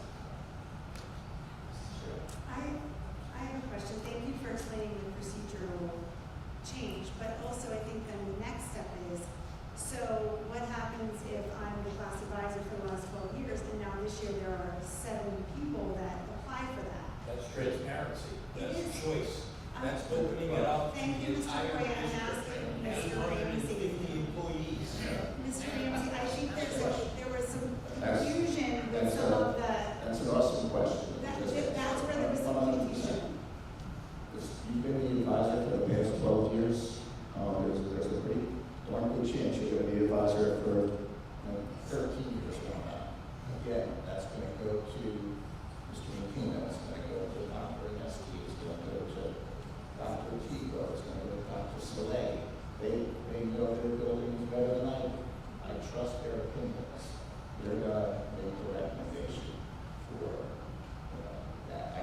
don't see that being the case, that we're gonna get 7 applications for one position. Many times there's people that do 3 or 4 or 5 different stipend positions because nobody else wants to do them. And I was a principal, I was begging them to take that position because we needed somebody to do it. So, that's it in a nutshell. So you know, every position is voted on by the board each and every year. And I have one last question, because oftentimes, the public may not know this, but oftentimes we will approve a list, an exhibit with like the spring sports or the, you know, the year, this is the annual. Right. Is there any way we can start putting our exhibits online? Because a lot of times people will say, hey, you referenced this exhibit in your agenda, but it's not available online. And so there would be no way of knowing if Ms. Silvestri or somebody else is being hired because they never see that list.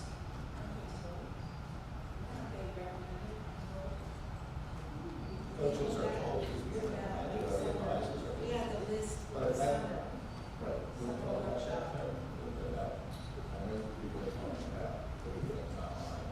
Yes, I'm going to be working with the IT department. It involves Google accounts, making Google links in our agenda, and like the other districts. Yeah. And it's successful. Yeah, I think people would really appreciate that. Could you just send them a letter saying you're going to be up for Google last week for summer workshop? Okay.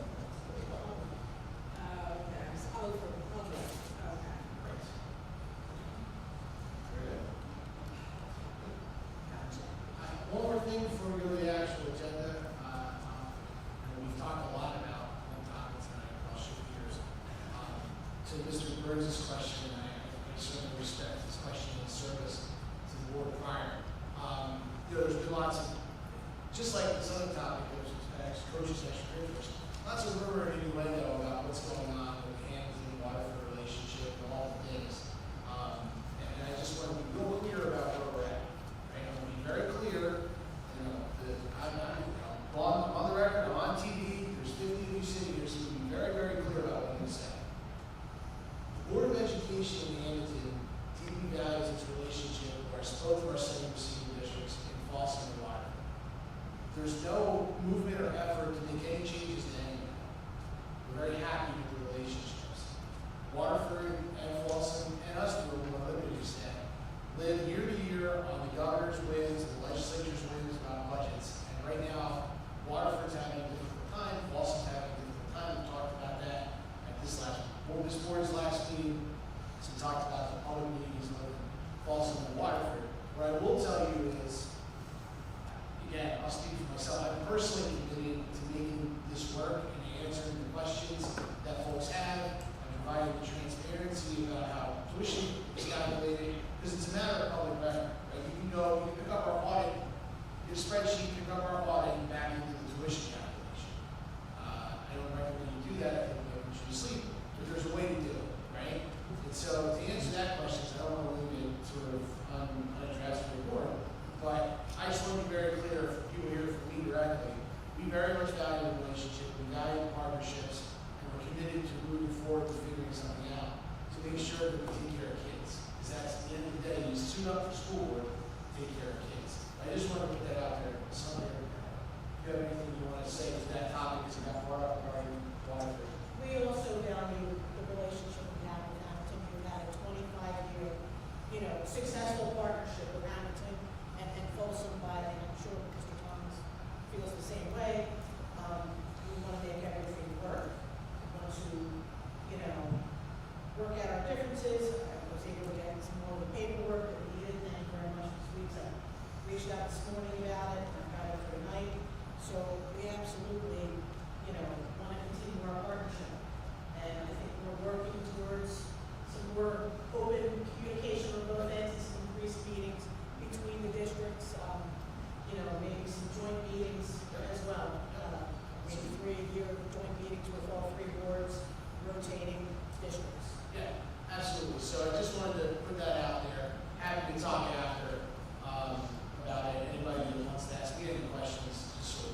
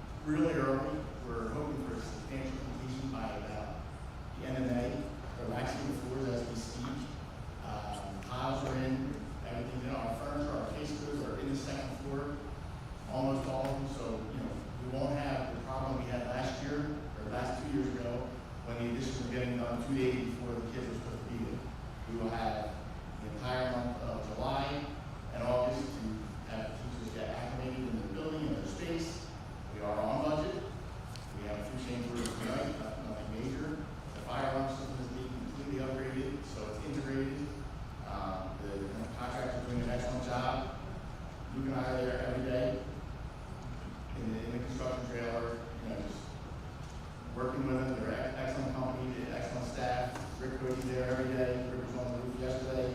So, you know, the project is moving forward very fast, on time, and on budget. Great. Great, Mrs. Cleo. I just want everybody to know that I can assure the public of Waterford, the public of Folsom, the public of Hammonton, there's ongoing conversations every day. Like, this isn't a slam dunk, we did something that nobody's gonna know about. I probably speak to John 2 or 3 times a week. I've spoken to Roe, I've spoken to their superintendent, I speak to my superintendent. So I believe that the relationship is very valuable. I think that Hammonton is making an effort to accommodate the best that they can the crisis that every district in this state is facing, and that's underfunding. And you know, it has affected Folsom tremendously. It's affected Waterford a little bit more because they're a larger school district than we are. But at the end of the day, we all have to figure out a way to make this work. And I know I've addressed this board and have had numerous conversations with John. We'll figure this out. It's not, you know, our kids need to go to this school, and Waterford's kids want to go to this school. We'll figure it out. But the perception that there's not communications and dialogues going on is absolutely false. I talked to Matt Denafo 2 times this week. I talked to Roe, I think, on Sunday. I think I talked to you this week. I talked to John this morning. So this is, for me personally, I don't have a dog in the Hammonton fight. I don't have a vote in this district. But I will say that when I pick up the phone to call somebody, anybody on this board, they answer the phone. And I would encourage people, but I would also encourage that understand the policy, that you can talk to the board member, but it's our job to guide, not govern, right? So we would take, if I'm with Roe, that if somebody comes to me, and I have parents call me all the time, oh, little Johnny, blah, blah, okay, it's always John. You know, has an issue, I said, okay, did you talk to the superintendent? Because the superintendent is the person that we put in charge of the school. None of us are in charge of the school. Collaboratively, we guide how the school is run, but it's really Tom that brings everything on this agenda to us. But I just want to, again, the Waterford Folsom Hammonton thing is alive, it's thriving, we're going to work it out, and I commend this board for hearing us and continuing the talks. Okay, so going to the published agenda. I'll seek a motion on finance items 1 through 29. So moved. Mrs. Morano first. Second. Mrs. Fallon second. Roll. Mrs. Fairchild. Yes. Mr. Cleo. Yes. Mr. Stefano. Yes. Mrs. Donio. Yes. Mrs. Fallon. Yes. Mrs. Hunter. I need to abstain from number 1, yes, order for items 2 through 19. Mr. Clay. Yes. Mrs. Stoll. Yes. And Mr. Lyons. Yes, motion carried. Next, we'll entertain a motion on personnel items 30 through 53. With an amendment to item number 40, correcting the title of the staff department. Motion. Mr. Corey first. Second. Mr. Cleo second. Roll. Mrs. Fairchild. Yes, abstention for weakness. Mr. Cleo. Yes. Mr. Stefano. Yes. Mrs. Donio. Yes. Mrs. Fallon. Yes. Mrs. Hunter. Yes, order for items 35 to 53. Mr. Clay. Yes. Mrs. Stoll. Yes. And Mr. Lyons. Yes, motion carried. Next, we'll entertain. Mr. Lyons, Yep. I'd like to make a motion to table number 57, because I think that there's just, I think with everybody coming to speak tonight, I think it would be healthy if we just. Okay, so let me talk more to the public through the civics lesson and how this works, right? So we were gonna vote next on 54 for 58. Mrs. Donio has made a motion to table. The way this goes is it needs to be a second to that motion, and the board will vote it up or down. If the board is voting yes, that means you want to table the motion and take it off the agenda for the rest of the meeting. Once something's on the table, you can't put it back. So, just so everybody's clear. So- Actually, I would suggest that you would have to have a motion in a second for 54 through 58. And then a priority motion would be made to table number 57. That is a second. If you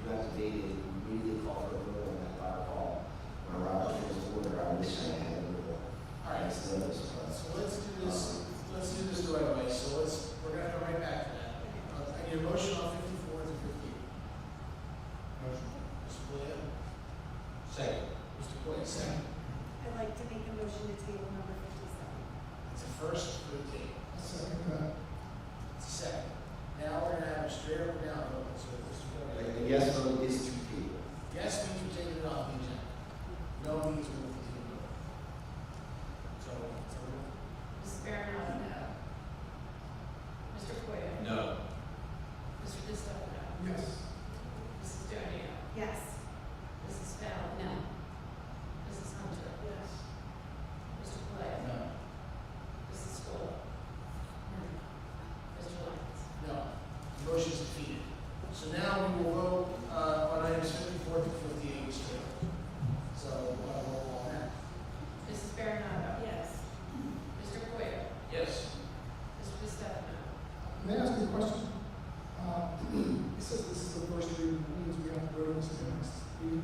Board has the opportunity after our first reading to make changes to the policy before the second reading, and it's not. I abstain on 57, yes, yes.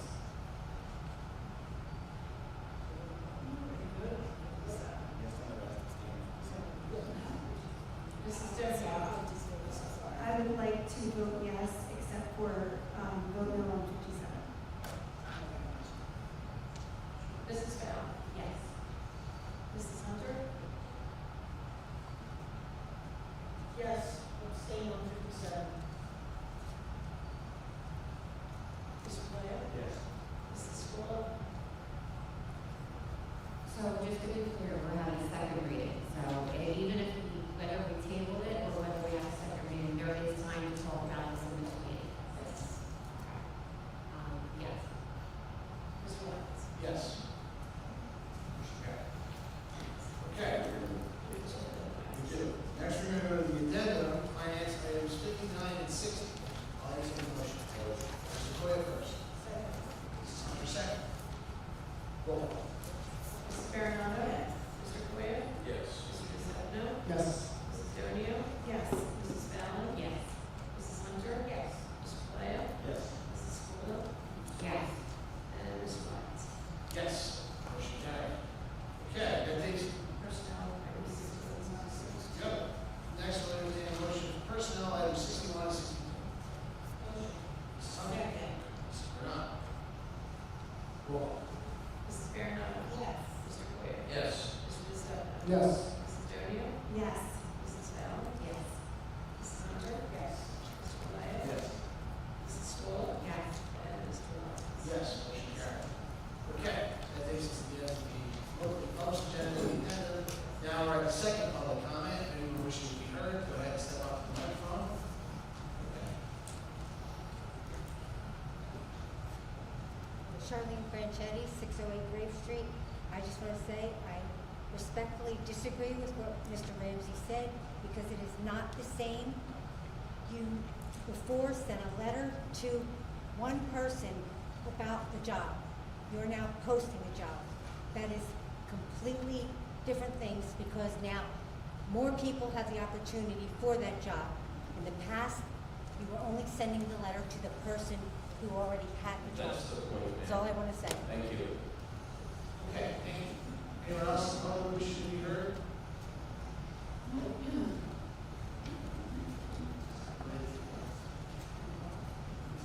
I have to say my name again?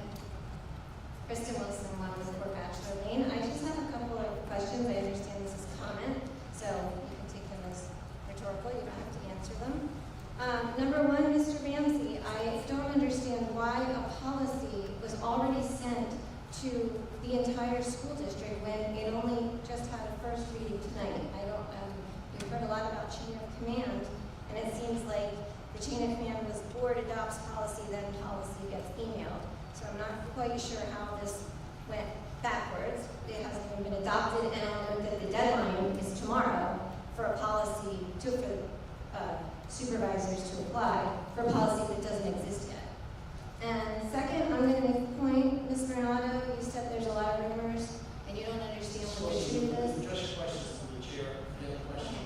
Ms. Bernardo made a comment about rumors, and I would suggest that there are people in this room who could put an end to those rumors.